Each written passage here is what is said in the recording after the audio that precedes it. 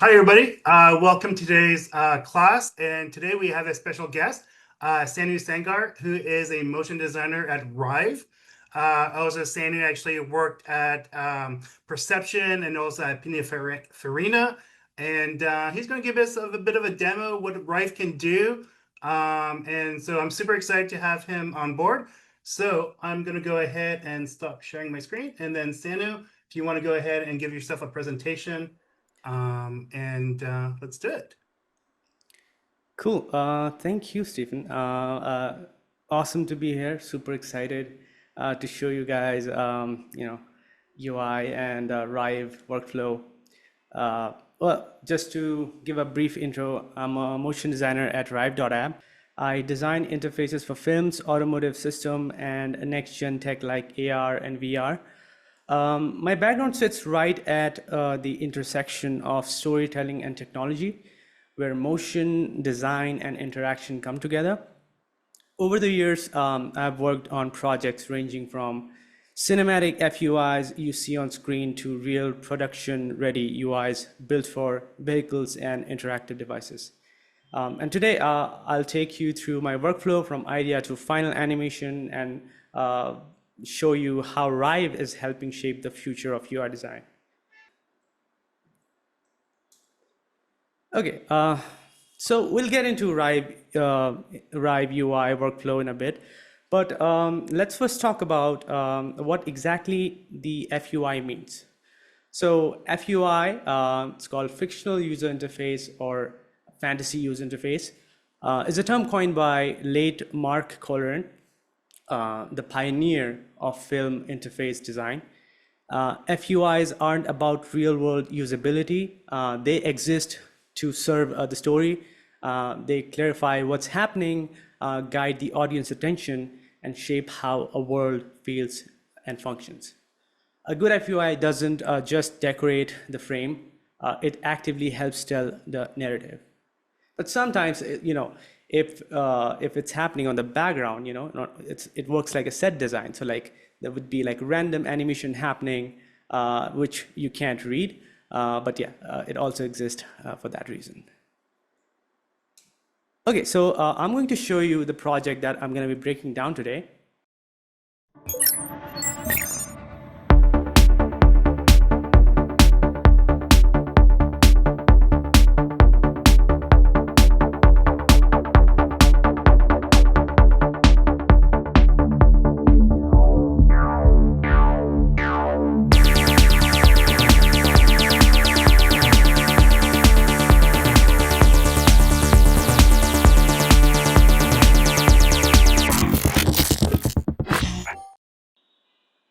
Now let's move on to the next slide. So this was one of the first project I worked on at Rive. There wasn't any brief for this since it was all self, started.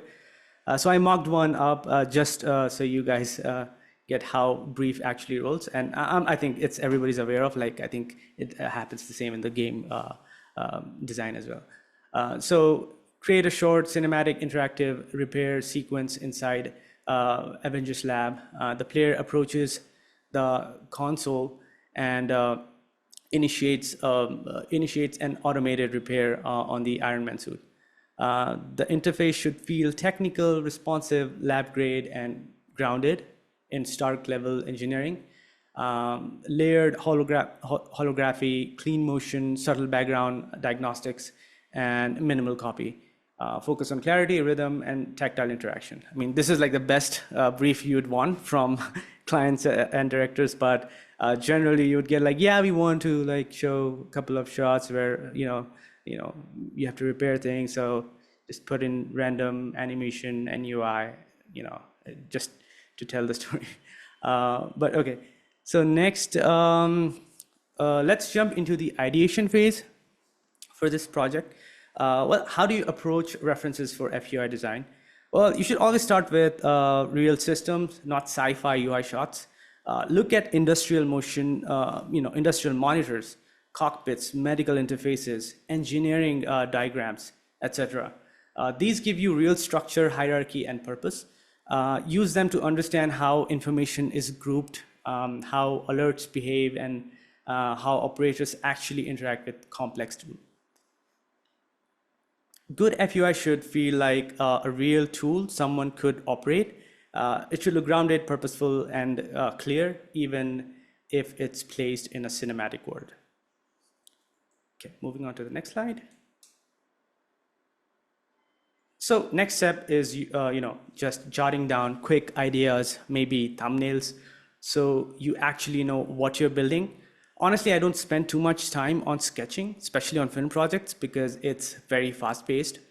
You have to put together multiple concepts in few days and to put in front of the directors or client, hoping that it'll get selected. But later on, if the design gets selected, I get back into my sketchbook and design more icon ideas. All right, let's jump into the examples. Okay. So yeah, this is where this is the whole shebang, like everything in there, from idea to the final designs. So yeah, I start with like just putting typefaces, like whatever works for me. Blender is one of my favorite typefaces. You can also use Tomorrow, which is free.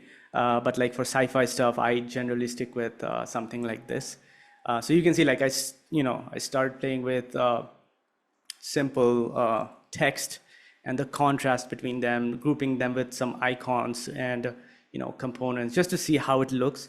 Once you nail that down, I think it's very procedural. I grow from there and basically start building more components that I need. But I make sure like the typefaces and color are very consistent. I try to stick with grayscale, at least in the beginning, so that I don't have to think about colors. I think it's with a lot of designers.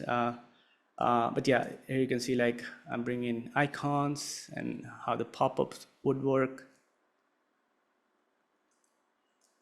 And then, bringing in, just a wireframe from a 3D render, just to, lay out all the data and information. You can see, and, I always try to like I said, I like to make things very functional. So I try to like, create functional widgets. So like in here, you can see, you can get all the, information related to the suit, health, efficiency, power, temperature, or the features the suit has, supersonic, it could be the reactor. Here you can see it's giving the diagnosis report, like what exactly is wrong with the suit, and like weapons, flight, ballistics. It does, it's not necessarily, needed to like have everything interactive, but like just if someone is looking at it, they can understand like, okay, this is a functional thing. And like, if you click on the task, like it might go to a different tab. So yeah, more of these stuff. So like this is the radial one. You can see like it goes in the center of the arc reactor once things started working out, once the fix is done. So like it can show all the power consumed by the suit. So supersonic, unibeam, all the things like Iron Man suit can do. So any questions so far about anything? Cool. So yeah, once I'm done with the design and basic functionality, I would move into colors. I try to like stick with one or two color. So basically orange or amber color is happening here just for the highlight stuff, and mixing it with gray for inactive data. Yeah, and like just planning out what can I do in the animation. So like if the suit is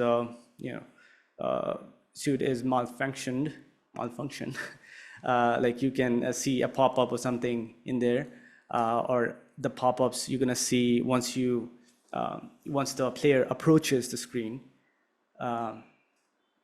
So this is where like the final design is done, and you get a thumbs up from the creative director. Then I start exporting things from Illustrator to Rive, and maybe I'll do quick motion test in After Effects just to get a brief idea how it's gonna work in the end. And yeah, so this is the design part. Let me stop sharing my screen now. Hey, Sandy, I think Andrew had a question. It's just, I Yeah, think, yeah, go yeah, ahead, go ahead. Andrew. I was fumbling on my microphone. I bet. No worries. I had a question about how you approach functionality, especially when you're working with FUI with movies. Um, do you kind of have a process for how you establish, the lore in terms of how that functionality should work? Like in the example you were showing, it's Iron Man, so you're aware that, he has different cores in his chest. Like, how are you mapping that out so that you know that you're going to be telling an effective story as you're kind of wireframing things out? Well, I mean, it's totally, I mean, let's say it's for something alien device, so like you have to question these things with the director, like what exactly is this thing, like just describe what this technology does, like how it's, like where is it, like is it 100 years in the future, or is it like current technology, or is it the technology that's coming from the past? And based on that information, you kind of like map those things and like find maybe a parallel technology which exists or might exist in the future. And it's very much like you have to do some research and like try to make sense of it. It does not have to be accurate. Nobody really is gonna call you out. But yeah, I think just to make sure like it makes sense if somebody's Hmm. looking at it. And If like you're, for example, oh, sorry. I was going to just ask a simple question. If a studio has an IP and they have a certain visual language that they want to bring into the FUI, do they give you Yeah. like, do they give you like a style guide, or do they give you any resources that could help you or benefit you from your research? Yeah, absolutely. For example, a lot of the Marvel films I worked on, like they had a whole style guide and like, the kind of shapes they will have in their world. And we basically try to like have the same shape language and, even fonts in the UI, and so that it feels, integrated in that particular world. So yeah, that happens. Awesome. Thank you. Yeah.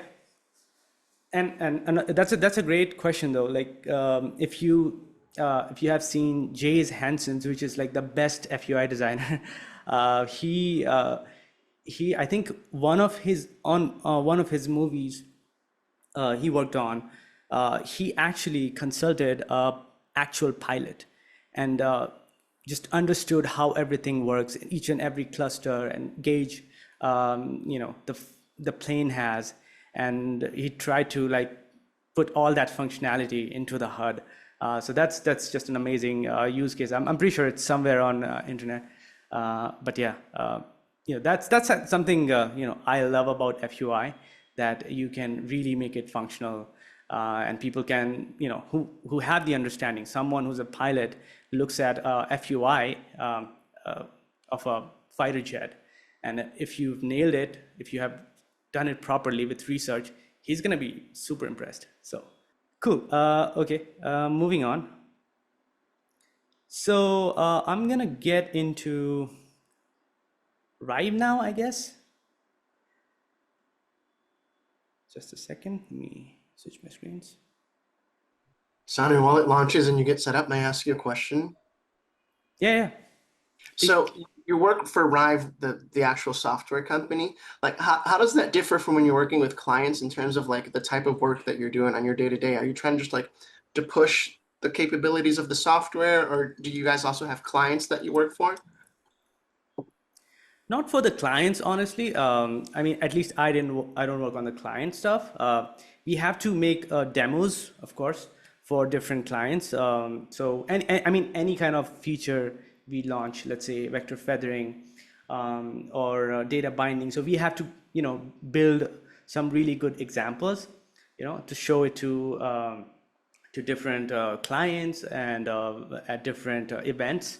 So, and just to make sure that people know what those features are capable of doing. So we get in and like we make really awesome demos for each and every feature, and show different possibilities, and how can you achieve really good results by mixing those features. So yeah, I think I work on the demo side of things, and yeah, not on the client stuff.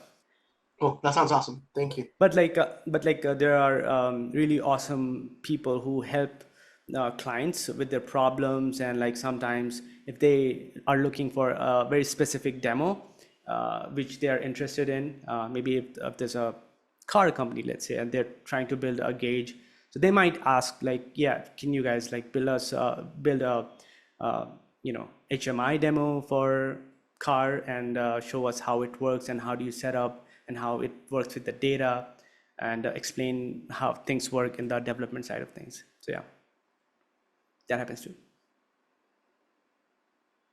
Thank you. Okay, so now you can see the screen, right? Yes. Okay. So this is the demo. So I think before I get into how it works in state machine and everything, so this is the final one. So as you can see, like we had a pop-up, you clicked on it, and like the suit build up and UI build up happened. The 3D is coming as a PNG sequence, which you can set up using Solo. But you can also take this and build this in Unreal. Like the 3D part can be, it can be in Unreal, and it works together. So before I get into, I mean, this is like super complex stuff because there's so many inputs and events happening. And this was also built like way before data binding launched. So I mean, today, if I had to make it, it's going to be 100 times simpler and easy to do. But just to give you guys a brief understanding of how state machine works and input and listeners, let me open a simple button demo. Okay, so here, I'll just delete these for now, just to show you guys. So state machines are basically the best thing Rive has, and you can create different states of animation. So like, for example, we have a simple button and we have a inactive and active state. So the editor is similar to After Effects, if you notice. So all you have to do is create, let's say, 2 simple animation. So inactive does not have anything because it's not doing anything. And active would, I've scaled it up a bit, and like the color glows up, and then there's a, the text color change. So these kind of things. So this is how the active state would look, and this is how inactive. Quick question. So that button itself, did you create that initially in Rive, or did you do it in Illustrator, then you export it into Rive? Can you do either or?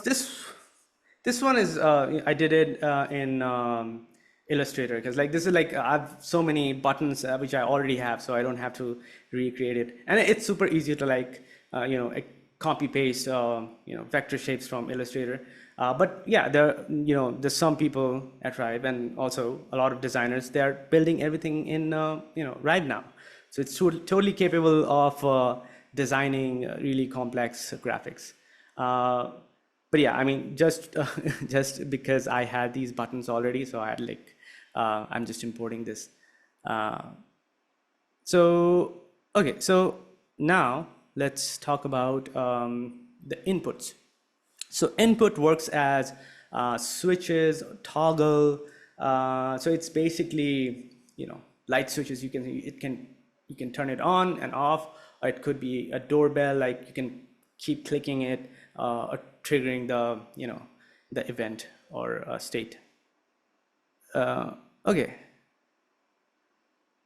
And listener is basically, it's just listening for, I think, what, I'll just like start with input first and state machine, how it works, and then I'll get into the listener. So I'm gonna delete this. So let's say you have these two states. So you drag this in here in the state machine side.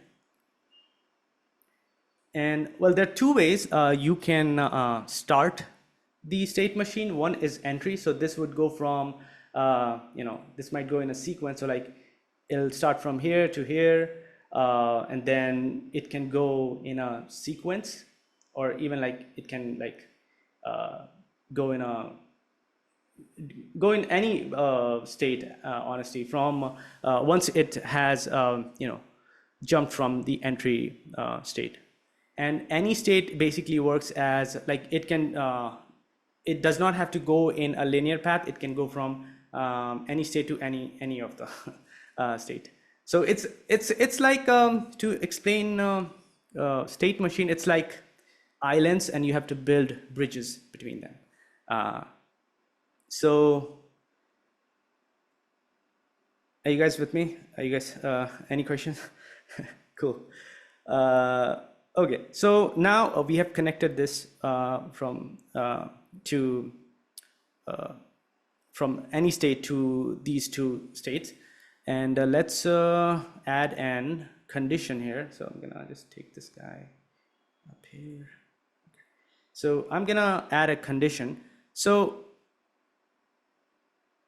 there are inputs which is not so good now, because we have data binding. It's super advanced, but just for the sake of understanding, I'll just do it with input, because setting up data binding might take few extra steps, which might confuse you guys. But I mean, if you are learning Rive, you should avoid using input and stick to data binding. So we'll create a simple input by clicking in here, and we'll say Boolean, which is an on or off switch. So we'll say off. So yeah, this is literally on and off switch. And now we're gonna have to map it with our states. So we click on this arrow icon and we set it here. So not here, we're gonna click on plus here to create condition. And you can see there's an input here, which we just created.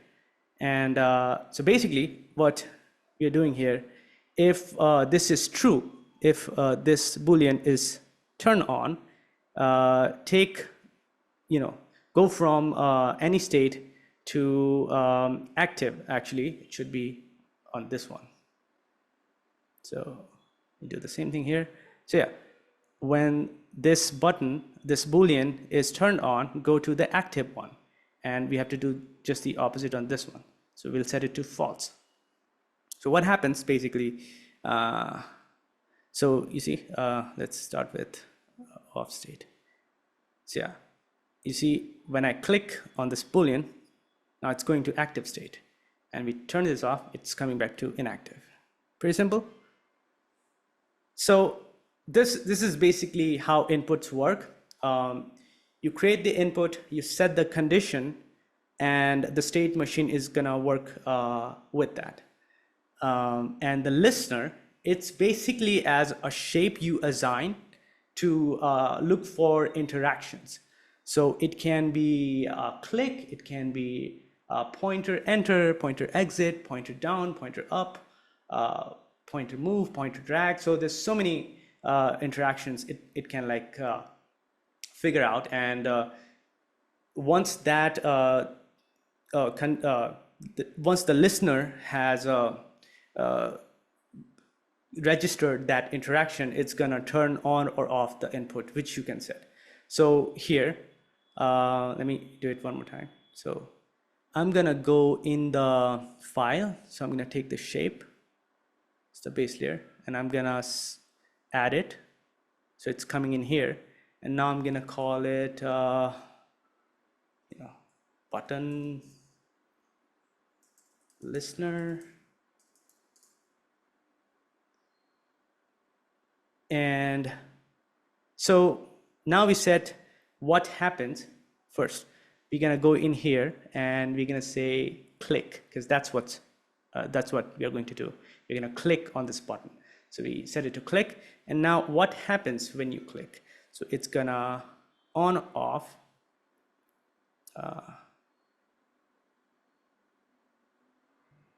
It's going to toggle. Sorry, this is not, this would be data binding, this thing. You need to go and create an input change, and you have to select the input we just created, and yeah, you just set it to toggle. So now, let's see, I hope it works.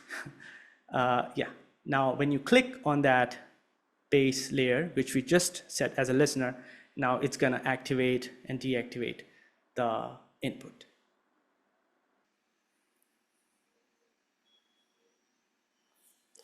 So another really awesome feature about Rive State Machine is the ability to add layers of animation, which can work independently. For example, I want this arrow to be animating in a loop. So I have this, I've already created this animation, and you can see this is set to loop. So when I play this, I want this thing to be happening in my current button interaction. So I can go back in here and I can add another layer, and let's say we call it arrow loop. And I'm gonna just drag this looping animation and connect it with the entry. And once you play it, it should have the looping animation, as you can see. Let's do the same. I also have a looping animation for the bottom meter, and a little flickering animation for these 3 boxes. So yeah, let's create 2 more layers. So one is pixel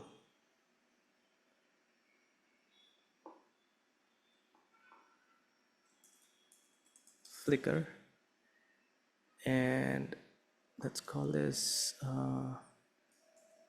bottom meter. So now let's do the same thing. I'm going to drag in the pixel flicker animation and connect it to the entry. Same we're going to do with the bottom meter. And now if you play this, this should all the elements are working independently. As you can see, you can click on these layers and see like everything is working independently, and you can still turn off and on the button. Made any sense? I know it's a lot of thing to process, but yeah, I can totally do it again if you guys are confused.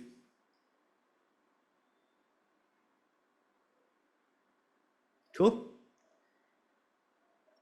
Okay, so let's go to so once you build something like this, let me take you another project, which is basically done with data binding and has so many view models and complex things in here, but you don't have to worry about that. Just to show you how it works, so we have this button in here, and we have just created one button to let you guys know. And here you can set different instances. So let's say if you're making a game launcher, the front UI, the game start UI, and you have all the options: new game option, online, exit. So you can set those instances here, and using the list feature Rive has, all of that can get in here, and like now that can work just like a menu.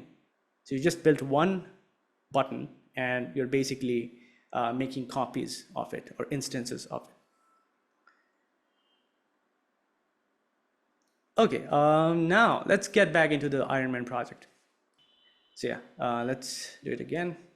So you click start here. I'm not selecting the main. Yep. Okay, so now you see it's blinking. Click on it, the suit builds up, everything is working here. you see the diagnosis report here, and it says critical damage. I don't know if you guys can read, but something like that, just to give the user a heads up like something has gone wrong. And now it's gonna ask for launch repair. You click on it, and now it's gonna process. And once it's done, it's gonna show this nice ring. So it works just like After Effects. You can like build multiple components in components, like have. So these two cards were built in different components or artboards, and it all can work together using data binding now. So like you click on this button, you can also trigger other state machines and component animations with that. So yeah, I mean, you can see this thing is done here. So I think it's anybody who has used After Effects would know it's pretty much like pre-comping things, and you can build all those interactions in that particular component just for the sake of keeping things simpler. And then you can bring those into the main artboard and activate it using data binding. So yeah, that's basically, once this thing is done, you ship it to the developer, and they're gonna take it and put that in Unreal, and you have all these interactions which the developer can use inside Unreal Engine. So they don't have to do any of those state machine mapping, which is really awesome. It just like makes things so much easier. The handoff process becomes so much easier, yeah, this is the mind-blowing thing. And the great thing is now we have scripting. I don't know if you guys have noticed, like we have teased scripting a bit on socials. So you can build some really complex thing using scripting.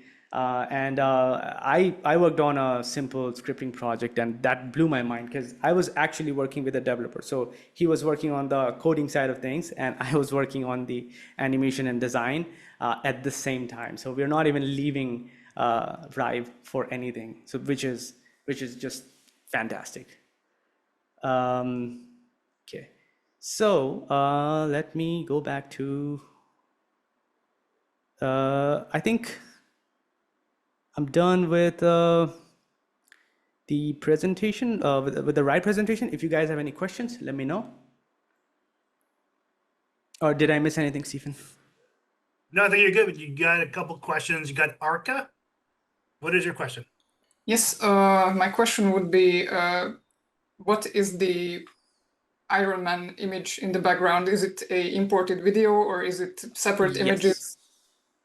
Video? Yeah, it's a PNG sequence. Yes, It's not a video. It's currently we allow PNG sequences or PSD sequences, which you can activate using. So I can actually show you that, like how I'm bringing those in.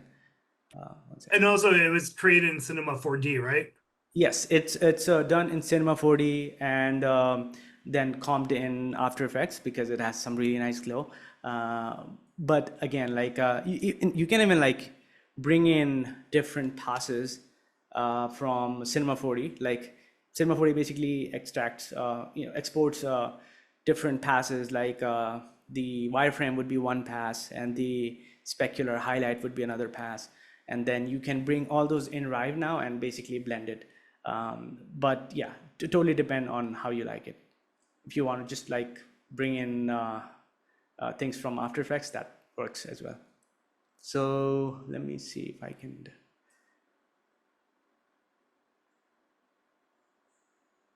So it should be, here you go. Let me see if I can find this. So this, you see the suit scan.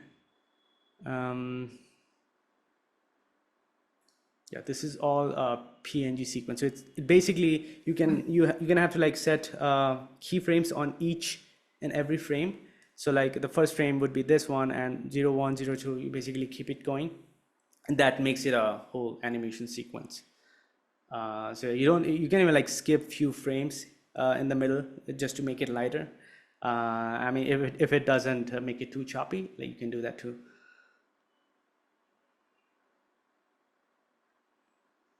So you see, like on the bottom, like this is where I am like setting the keyframes. Where is it? Where is it? Yeah, this is the one. This is the suit. The background. Let me turn off this thing. Where is it?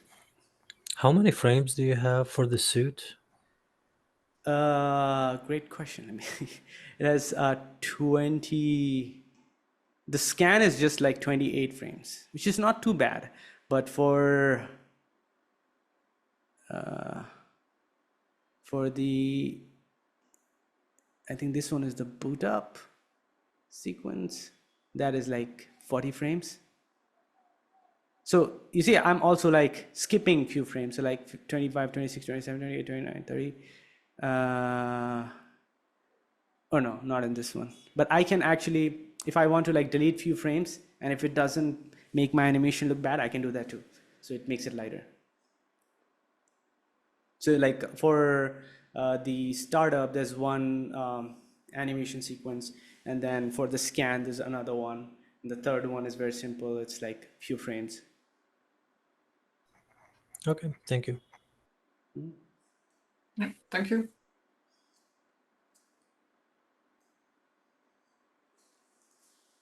Any more questions? Yeah, Miriam, you have a question? Yeah. Two questions. The first one's pretty quick. Are there plans to implement like video being incorporated in? So like you'd be able to bring in an MP4 file or something like that and be able to have that as one of your assets in Rive. Sure. I mean, I think again, like bringing in videos, I don't think is the best thing to do because it's just gonna be super heavy, you know. Yeah. And you know, that's definitely something we'd want to do at some point, like bringing in 3D. But like we're gonna have to like find out the right solution for this before just like releasing something which is not very efficient, you know. So Makes sense. definitely that's a goal to have everything in here instead of like rendering anything from Cinema 4D.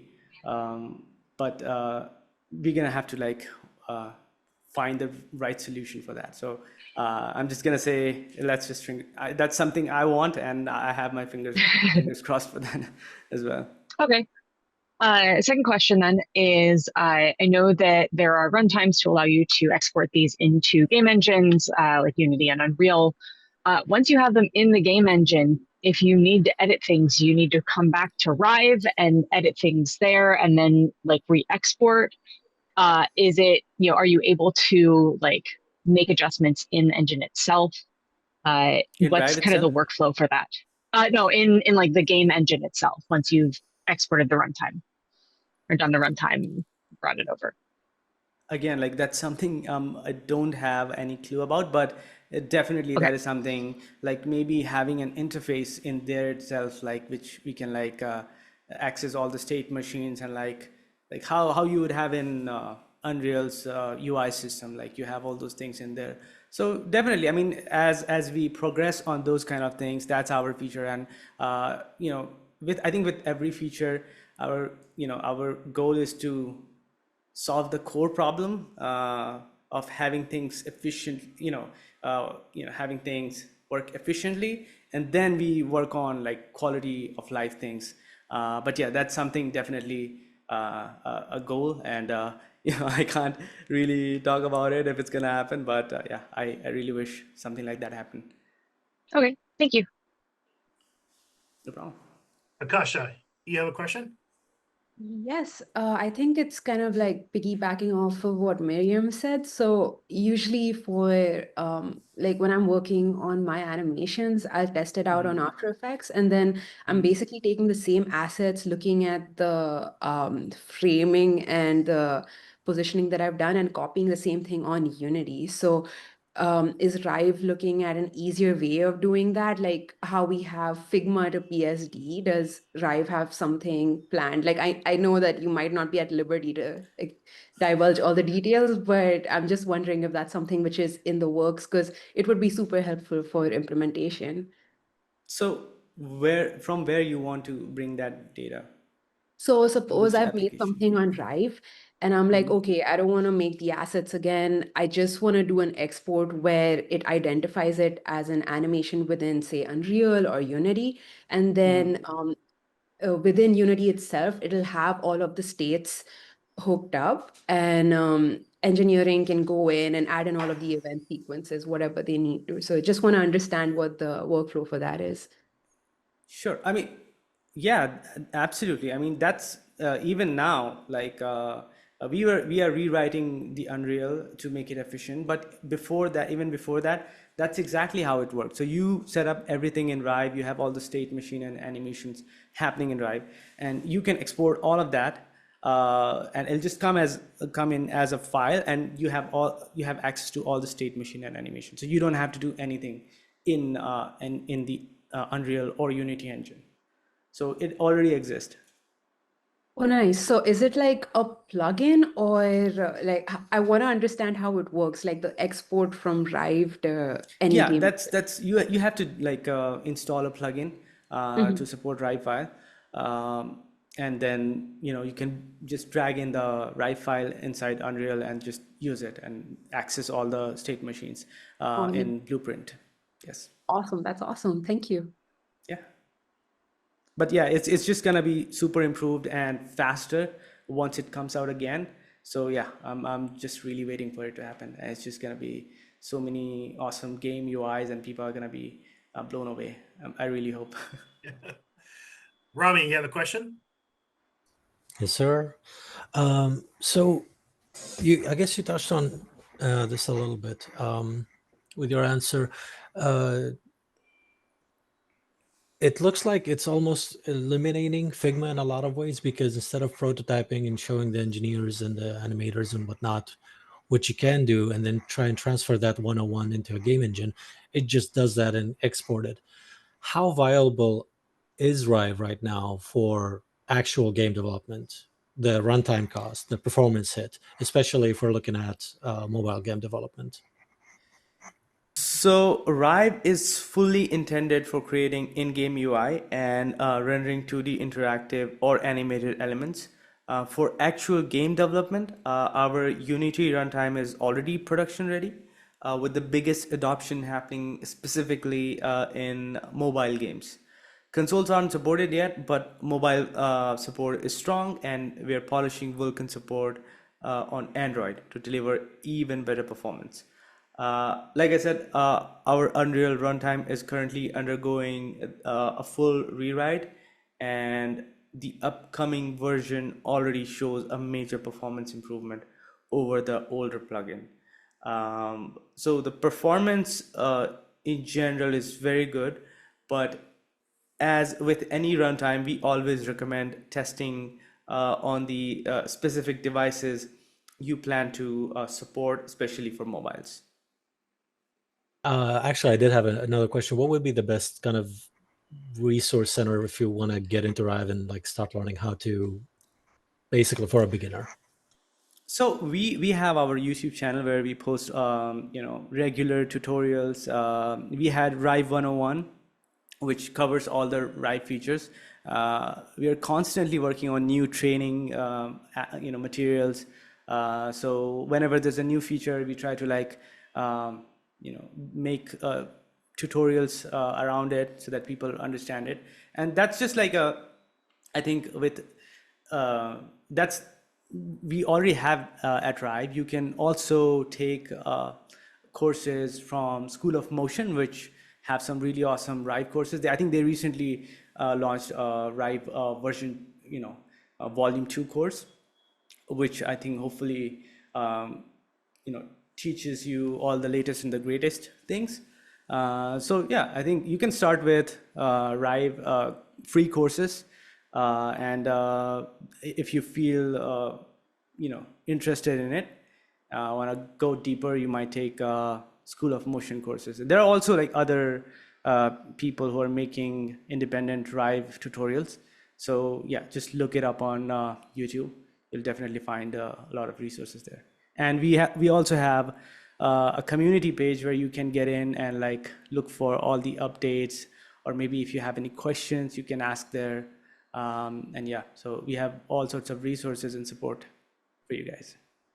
And also, we do have a Rive on the UI Peep Discord channel as well, Yeah. which you are part of. So, yeah, if people have questions about Rive, we can always tag you, Sanu, right? So, Yeah. and then, yeah.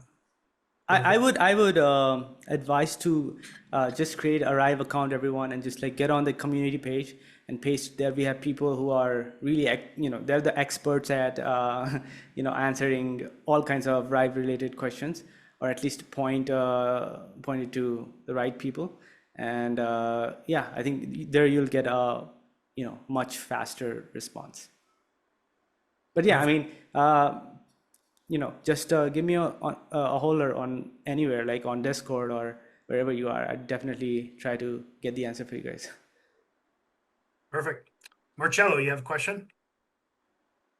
Yeah. So now I have a question, a brief question.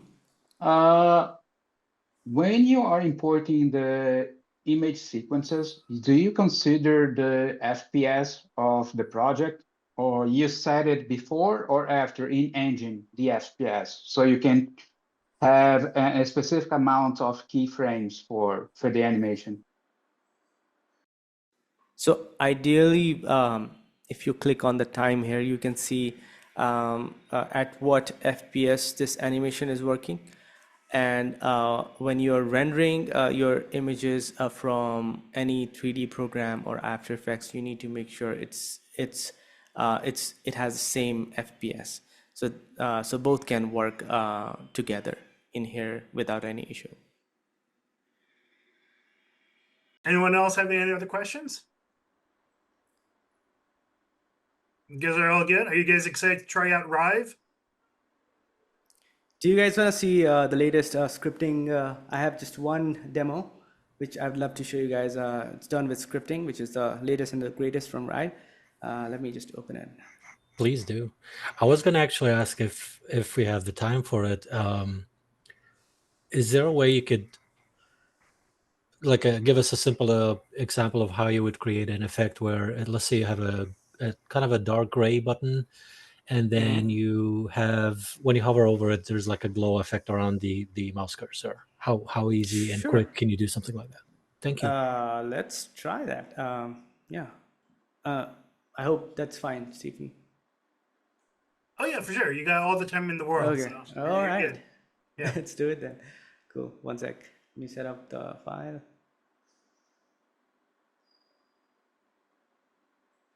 Okay, let me share my screen again.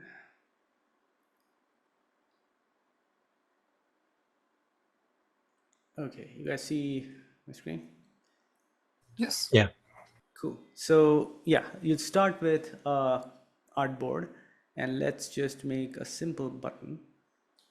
So like this. I'm gonna add some corner to it. Actually, I might be asking too much, but feel free to say no. Same hover effect, but like it's also revealing like a grid. If that's not too difficult to Revealing demonstrate. a grid. That might Like a grid pattern while it has like a green glow or something. But if it's too much, let's just do the glow. Sure, I think. Let me try.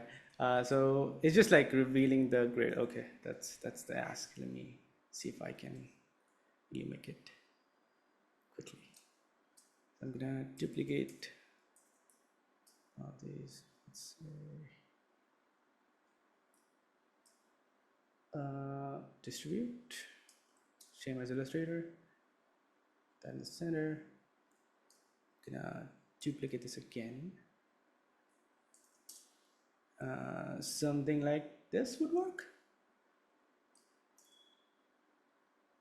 So I'm gonna clip this thing. Sorry, not this. I call it grid. Gonna clip it. This guy. Let's have a stroke. increase the size. I gotta say though, the flow looks very similar to Figma. So if you know Figma, Yeah. it's very similar to Yeah. I was It- just gonna say that, and I've personally like neglected my skills on Figma, and watching the demo earlier, it's making me think like, well, since this goes directly to engine, might as well just learn this at this point and kind of jump over Figma. Maybe I'm wrong, but time will tell, I Absolutely. guess. That's exactly what you need to do. Just skip Figma. You can literally design everything in here if you know how to do it. Like you'll find a way. And like I think now everyone except people like me who are coming from Illustrator don't even use Figma like for like building a button or things like that. And I think you can design everything in here. There's no problem. Yeah, it's just I think initially there's a friction. There's an initial friction, but like once you go past that, I think it's just gonna be no-brainer. Let's try that. I'm kind of the same right now. I'm using more like Illustrator and Photoshop than Figma for stuff. And yeah, what you also said earlier about like some of the UI elements is kind of a blend between Figma and After Effects, which kind of like, okay, I'm familiar with it. It's still too much to take in, but it's you have a familiar ground to stand on, at least starting off. Yep. Do Okay, you? so Good question though. Can we take like UI assets that are SVGs into Rive and then export them either into Illustrator or into or even Figma if we wanted to? I think so. I don't know, like I never really tried that, but like I think in assets panel you should be able to yeah, that's something I've never tried. I mean, I never had to like take anything from Rive to Illustrator or yeah, that's honestly I've never tried that. I can try it. Let's see. Oh no, it's Can fine. I was just kind of curious. But why would you do that? Why do you think you'd Well, I'm you just know? thinking like, okay, so for example, if I were to, because this is how I work, right? Like in Figma, if I'm building like a prototype, but then at one point I need to bring that Figma prototype into either Unity or Unreal. So I will use the export functionality into Figma to basically create all my PNGs and SVGs and stuff like that. So I was just wondering like if I need to do that into Rive, or maybe I have an asset that down the road I basically want to modify that asset into maybe I don't like the shape of the button that I created into Rive, but now I want to redo it in Illustrator, but I just want to like export that as a path or something, if that makes sense. So so exporting SVGs from Rive is super easy. All you have to do is click on this hamburger icon where you can find add to render queue. And then you will, be taken to the render queue where the design format is currently PNG. But if you click on that, you can find there's an SVG option as well. So you can click on that and just hit the start button, and they'll render your SVG, which you can find in the completed tab. Okay, so yeah, let's focus on this thing. So just simple planning. So this is how it's gonna look. We can like darken the base a bit also. Let's see. And once we click on this, the feathering will grow, and this will become glowing button. And maybe we can add a glow to the stroke as well. So if I duplicate this and add feather, we have nice glow. Is that something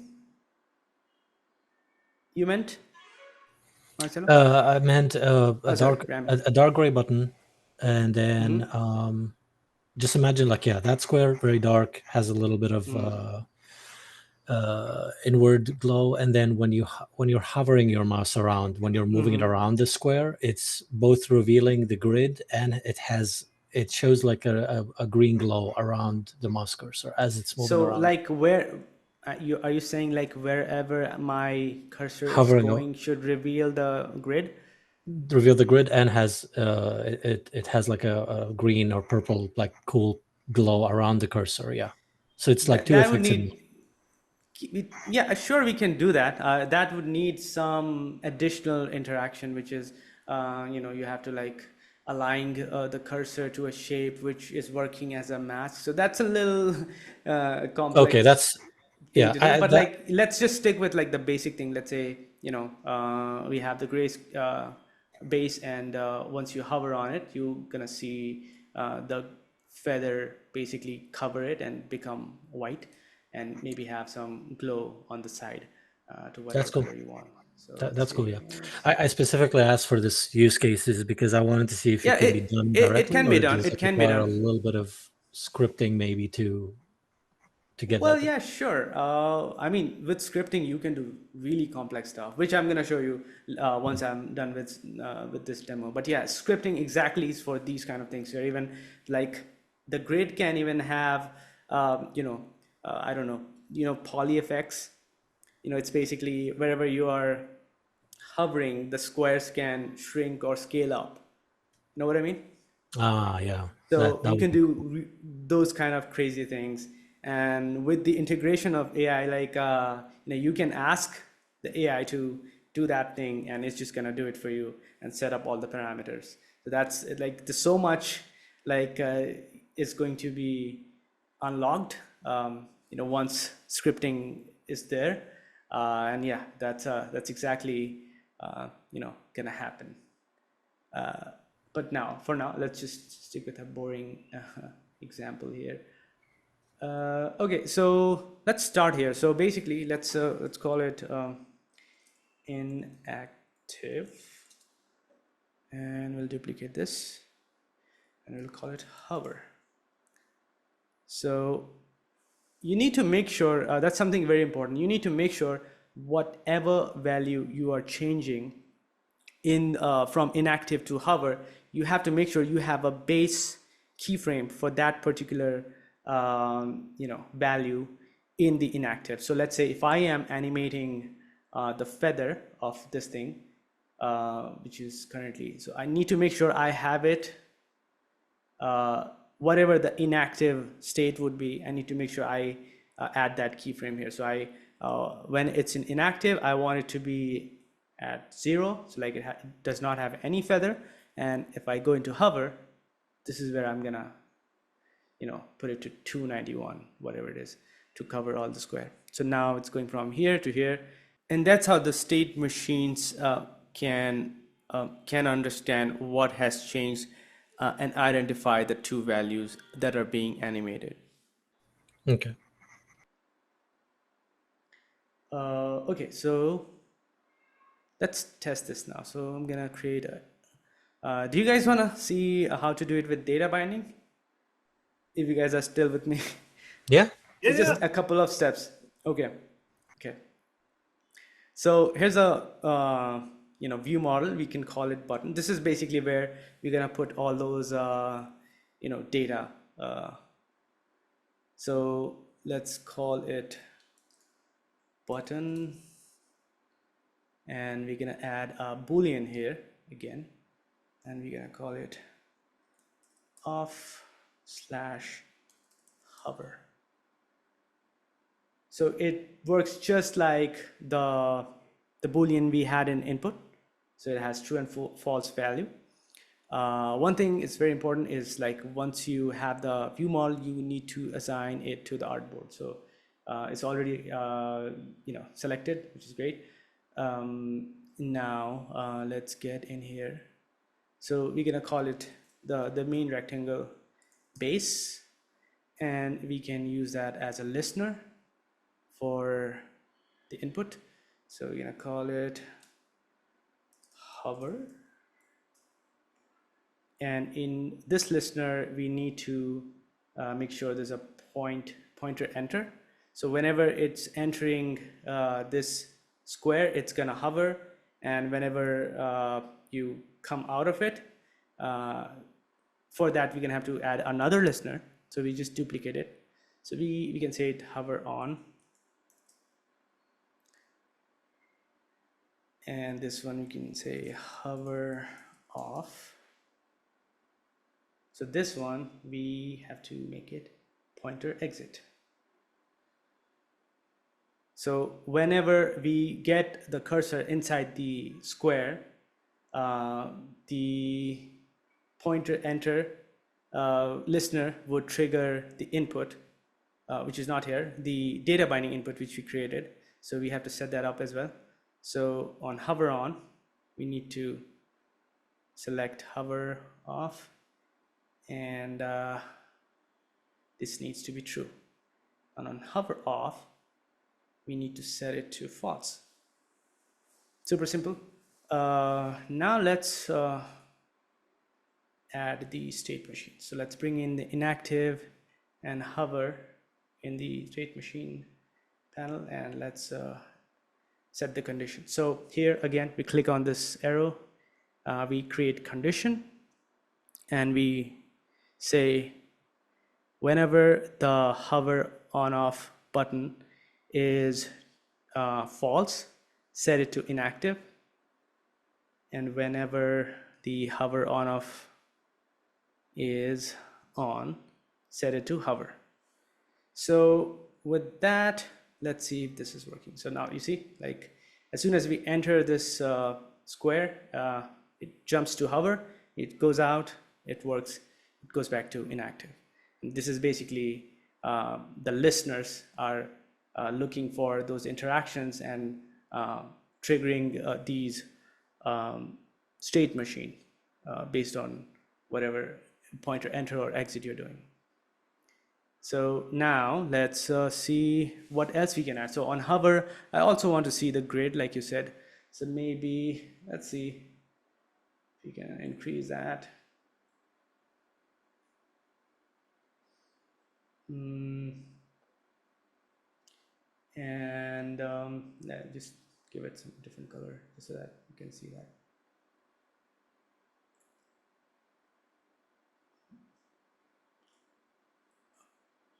Oh, because it has so many squares. Yeah, that's right.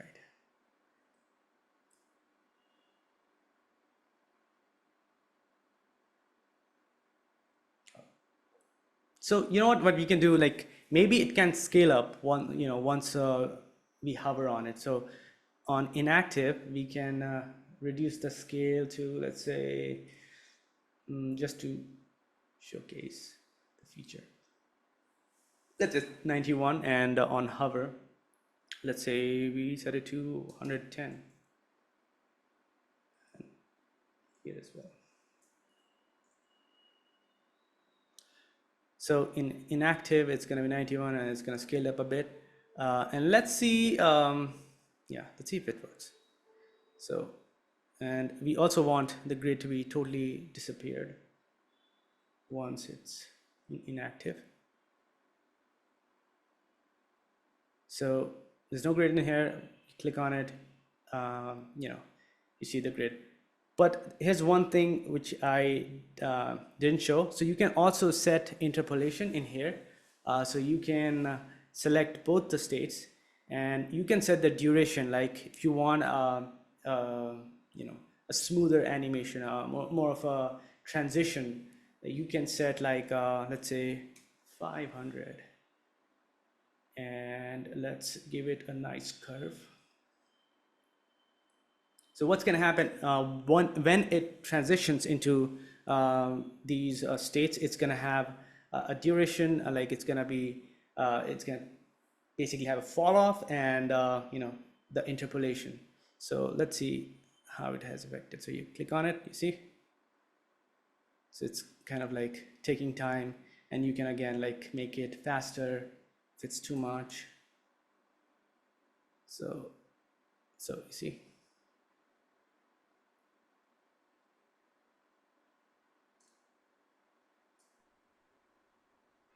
That is really cool, man. That's really, really cool. It is really cool. I think it's very simple.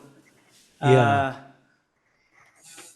Just quick question. I'm guessing you highlighted both of them, so the in and out animation is the same. But you can, if you click on one of those transition errors, you can maybe make it the in animation slower or faster. Correct? Yep, yep. Yeah. Okay. Cool. So let's say the inactive, it's 250, but on the hover, you want it to take more time, so it can be 500 milliseconds. And this one, you want it to be like really quick, so it can be, let's say, 100. So when you hover, it's just gonna have a smoother animation because duration is 500, and when you come back, it's just gonna be really quick. So you can do that too. So like you have all the control you want. I love that. Thank you for the demo. Cool. Yeah, yeah, let me get into the actual. Oh, this is the one.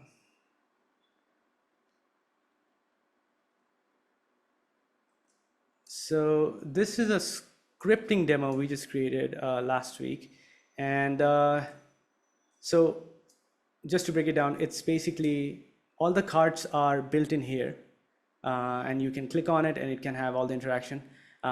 You can set all the information about the player, which you can connect it to the real data, and then basically the animation is the same on everything. And using data binding, you can set for each player. Hold on, can you go in here and scorecard? So in here, like I have scorecards for each and every team, and like you can set the player number, the name, and whatever their racing number is, and the tires they are driving on.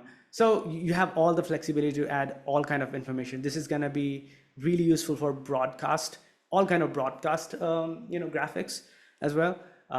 So yeah, just to explain, so you have this in here, and you just worked on one card with simple animation, which you can again duplicate. And then in here, the whole F1 card, so you can click on it and it's just gonna show the player, as you can see. So it has so many things, like all the animation is working in here. When you click on the card, it's also highlighting in here, as you can see. And whoever is on the number one spot, like the color changes to red. And if you are interested in any of the drivers, let's say, it's just you can see like this nice hovering animation happening in here, like the pulse animation. And you can also see the numbers, and it's all real time. So like as it's like changing or taking over the other cars, you can see the numbers are changing. These all are done with scripting. So like in here you can see everything is set up with scripting. So yeah, man, like this is the thing I was talking about. Like a designer and a developer can get into Rive and build some really complex things. Is their scripting is its own language, like how Flash has an action script? Does Rive have its own language, or is it? I think it's what do you call it, Lua? Okay. I'm not sure. Anybody has any idea? Lua or something similar to that? I don't remember, but yeah, it's a language which you can use to build all the scripting. But yeah, it's just like any other language, and this is one particular language scripting works with. But it's still work in progress. So like there will be an AI tab here, and you can get in and ask for it to do things. Build, if you're building a website, maybe you can just feed in, hopefully, not feed in, but like if you can ask, like, can you build a Facebook wireframe, a Facebook UI layout, or maybe a chat layout, which have the scroll feature. You can just ask the AI to do it, and it's just gonna build you all of that. And you can basically, you don't have to like again set it up from scratch, so it just becomes super easy for designers as well. You're perfect. Andrew, you had a question? Yeah, so for something like this F1 demo, is this easily implemented? Like, say if you wanted to build this in Rive, but then feature it on a website, like, would that be added as like an embed? Does it work as an iframe? Like, how do you get this from Um, prototype stage into like an actual I think you platform? can, hopefully this would work just like, uh, how Rive exports. So basically you can get all the, embedded feature or something. But again, like if you're actually building it, I think you're gonna have to connect it to the real data, which is, I think by connecting to API. Hmm. So yeah, like you have all the features. You have export to runtime.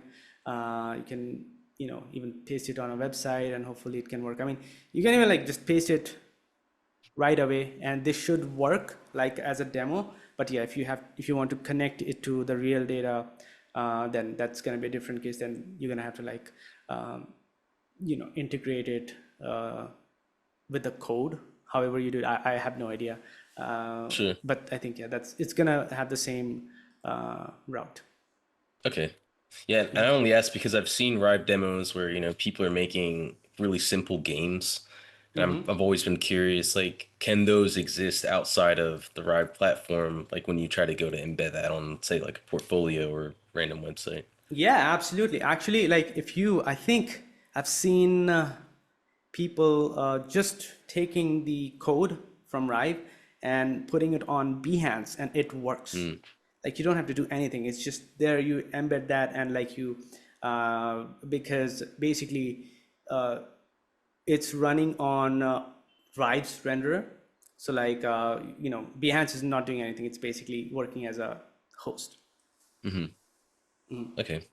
And then I had one more question, Yeah. specifically about like your personal workflow. Because earlier you were mentioning, like, I guess you come from like an Illustrator background, so you're used to starting things in Illustrator and maybe like you're doing rounds of wireframing before that. Like at this stage, I have like a similar workflow coming into Figma. So I'm curious, like, where do you see workflows going? Like, because you mentioned people are literally just building everything in Rive. And one thing that I like about Figma is that you can set up boards to where you are just strictly wireframing, strictly concepting, and you can kind of do your iterations that way. So like, what does that process look like if you're working in Rive? Because I noticed that you're using like a lot of pre-comps for like you're starting small, you had your button elements, and you're just kind of plugging pieces in as you're working through. But if you're doing everything in Rive, I guess I'm just asking what your workflow would be. I think it's gonna be the same thing, man. I mean, I think it's more of like the more time you spend in Rive, it can do all the things Mm, which Figma does.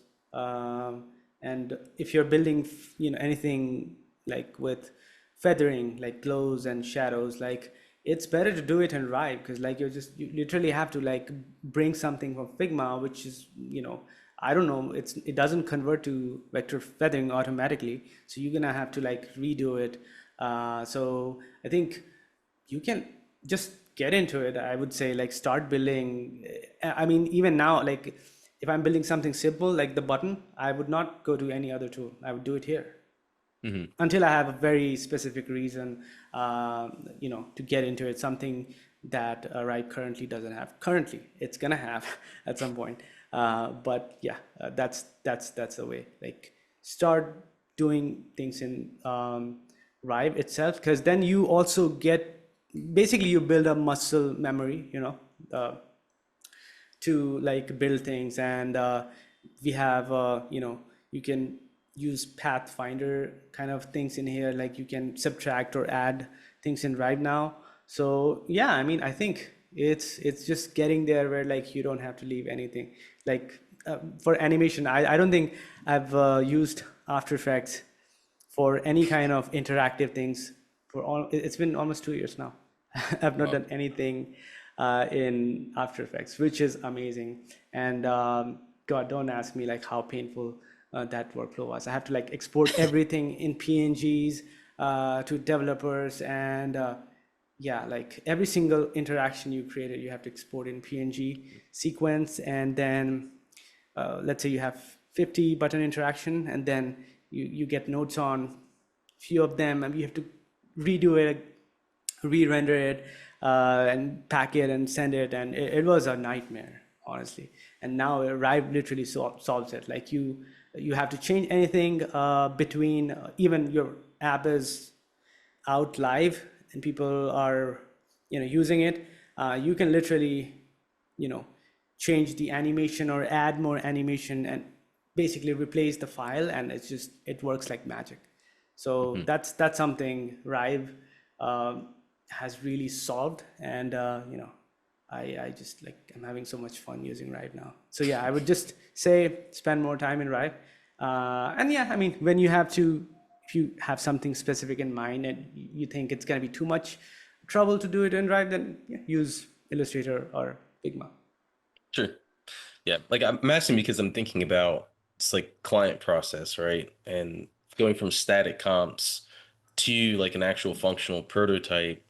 And right now, the way I've been kind of demoing Rive for myself is like, okay, like I've made the static comp in Figma, but I don't want to use prototyping in Figma. Let's try to rebuild it in Rive. So I'm just curious, or I was curious, just like how does that work when you're working strictly in Rive and like you need to show a client static demos or static copies of the project before you're moving into like a prototyping phase? Well, I mean, you just gotta have the courage to get in Rive and just start doing it there, man. Fair enough. And Fair that's enough. it. And Awesome. you know what, like I said, like there's so many people, like JC, he builds everything in Rive. Like he does not even use Figma or Illustrator for anything. And the kind of things he put out there is just mind blowing. So yeah, it's just a practice thing. Like you have to like get used to it, spend time with it, like just keep it running in your mind when you're building things, and that's the key. I think it's with every tool. Like you have an initial friction while learning a new tool and hesitation. I know that. Like I think it's with everyone. But once you spend enough time and go through that pain process, and you will figure out shortcuts to do things, and then you know it's just gonna be a very, I don't know, very simple decision. Like why would you go to other tool? Like I'm gonna build it in here. Yeah. So yeah, just do it. No, yeah. Thank you. Don't think, do it. I think it's also important to note that Rive is free. Like there is a free version, just like Figma has a free version. There are limitations to what Rive can do if you're not paying for it. But to get it up and running, Rive is awesome. Like you can do a lot with the free version. So so I just want to point that out for anyone who hasn't downloaded the Rive as of yet. So Arka, you have a question? Yes, could you please go back to sharing your screen? So I have a question about this F1 example. Sure. One sec.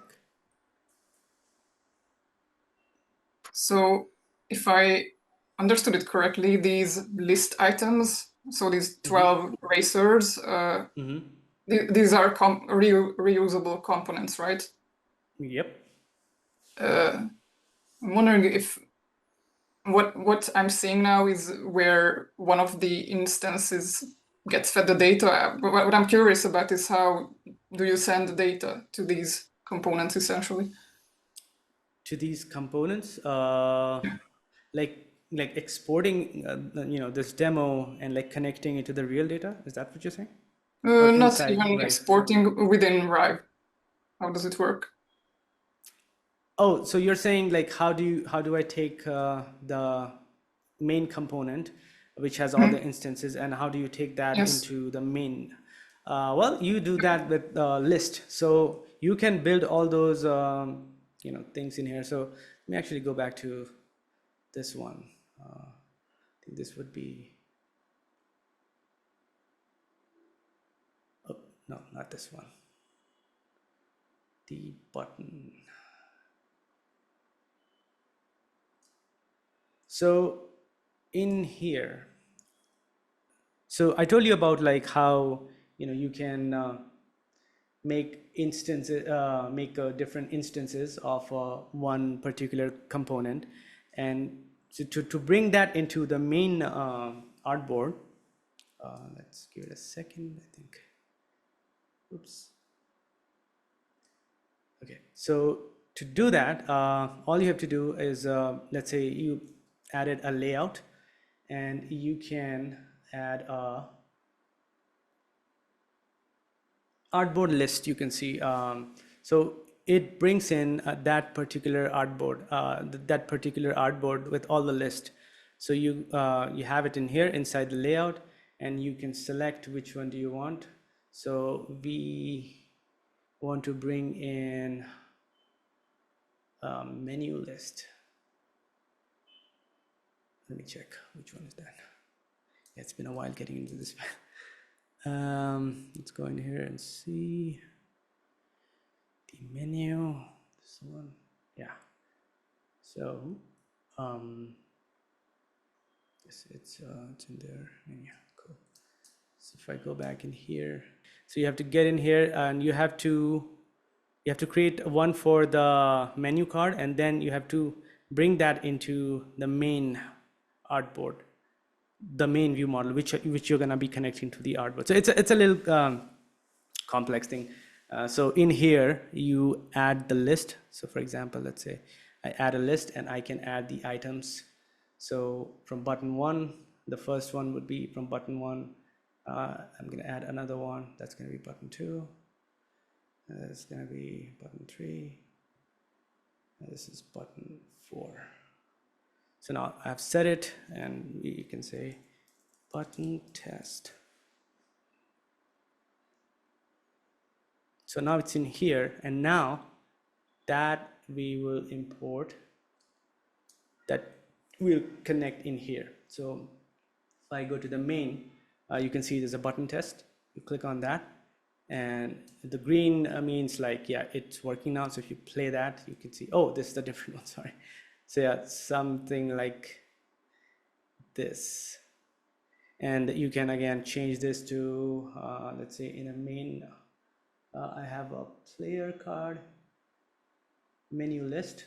Maybe that would bring it. Yeah. So this is the instances that was created in the menu option.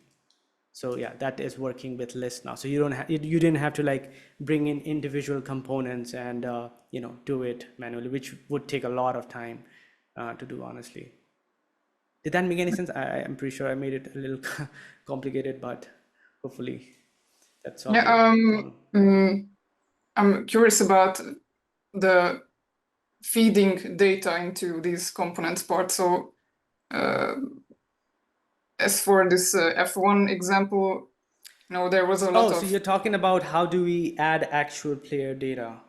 Yeah, because there's like 12 racers, and that's a lot Yeah. of changing stuff. Okay. So you're talking about actually connecting the real data. So that would, for that, like you're gonna have to take this file and like connect it to the real API. So wherever it is.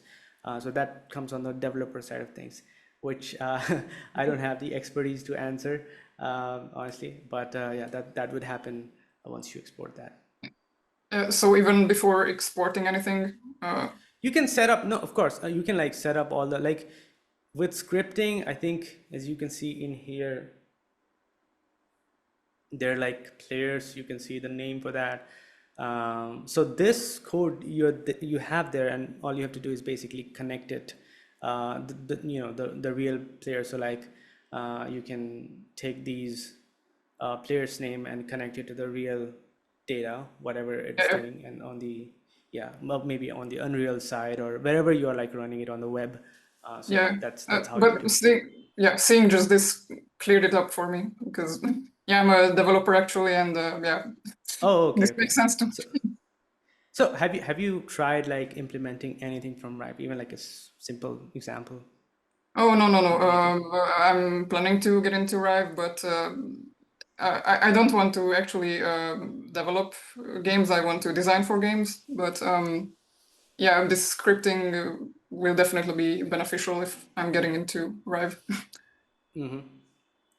Sure, yeah, I mean, definitely give it a try. And a lot of the things which, a lot of the things earlier was done on the, export side when you bring in and connect it to API.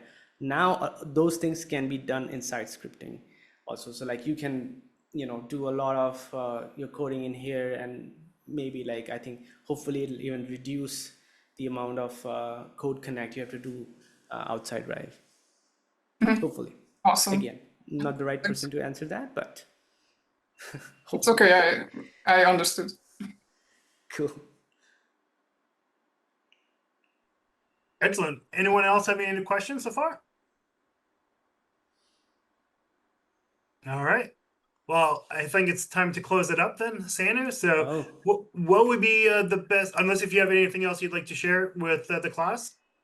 1 second. Yeah, just have one more slide I need to show Yeah, no you worries. guys. Give me a second.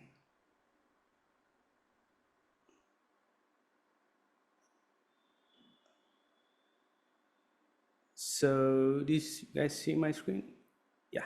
So yeah, it's a thank you card. Thank you so much for inviting me. I had a great time. And just want to say this, like the kind of work you guys are doing is just mind blowing. And I love all the UI examples you guys are putting out there. I really hope like I had the time to like take your class, Stefan.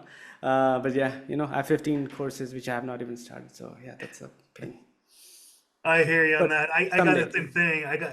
I got the School in Motion Rive tutorials. I have all that, and I have yet to still start it. So, but definitely, like after seeing your presentation, I really want to get more into Rive. I think it's really is like when we talk about interaction, Rive is really a big player in this field. So I think it's really, really, really cool. So, yeah, so I guess the best way to contact you would be on your social media, either by email or on your Twitter and LinkedIn. So, again, thank you so much, Sanu, for like you're very generous with your time and setting up all these slides, these examples. Really appreciate you, all the hard work that you put into this. So thank you so much. So I really appreciate No problem, man. No Cool. problem. I had fun. This is amazing, and hopefully we can do it later with the new features. Rive launches next year, and can't wait to get back in and like show more stuff. Yeah, definitely. Feel free to reach out to me whenever you have something you'd like to show. Yeah, I would love to have you back on board. This was very informative, and I think a lot of my students have learned definitely something from this. At least try not to get to be not to try to get intimidated by a new tool. I think like that's the thing. It's like we're so sometimes we're like in designers we're such in our little bubble, and then when there's like a new tool that we have. Sometimes people look at it, but it's like you really got to get your hands dirty and then just like, really dive into it. So that's the best example. So, Yeah. Cool. Well, thank you so much, guys. I hope you guys enjoy the rest of your weekend. And yeah, hopefully see you guys soon at some point. Thank you. Cool. Thank you, Thank you, Sanu. Bye, Sanu. everyone. Thank you so Thank much. you. Sanu. Thank you. Have a good Thank weekend, you, everyone. Stefan. See ya. Have a good weekend, guys. See ya. Bye. Bye, guys. Bye.